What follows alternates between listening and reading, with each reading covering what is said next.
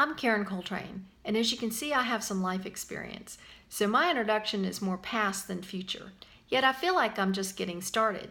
Maybe that's because I work in a children's museum, where I can step out of my office and see excited little people. Ironically, my actual work doesn't even involve children.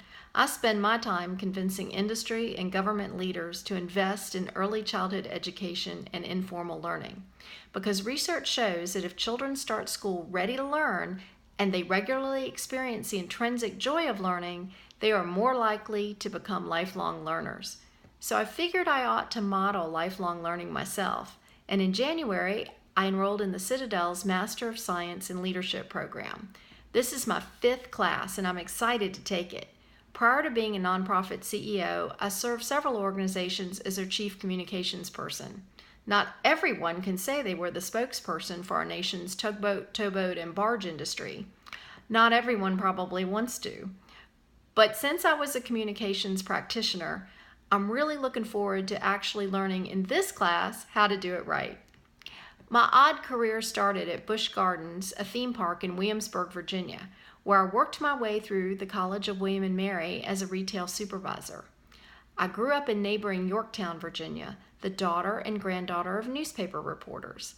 But my dad talked me out of the family business to avoid starvation, so I majored in economics, married a real cute guy I worked with at Busch Gardens, and we both went to work for banks. He liked it, I hated it, but a volunteer assignment at United Way gave me nonprofit fever, so I went back to William and Mary, this time as a development staff member.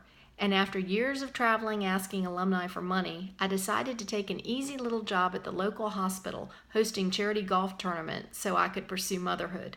Motherhood worked out as planned, the easy little job not so much. Despite being hired by one CEO, I started orientation with a new one.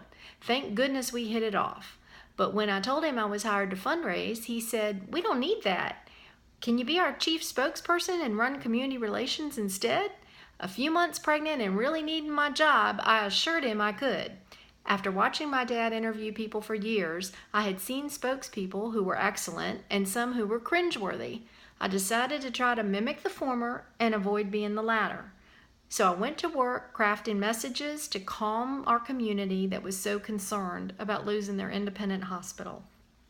While it was great fun most days, it was also annoying to be stopped in the grocery store and scolded by old people who preferred things the way they used to be. That came under the community relations part of the job.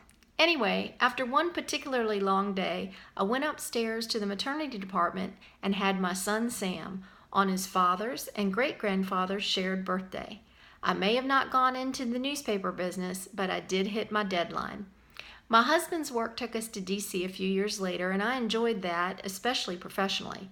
The tugboat and barge guys I mentioned earlier hired me because they liked my crisis communications experience, and they believed they could teach me the federal advocacy piece.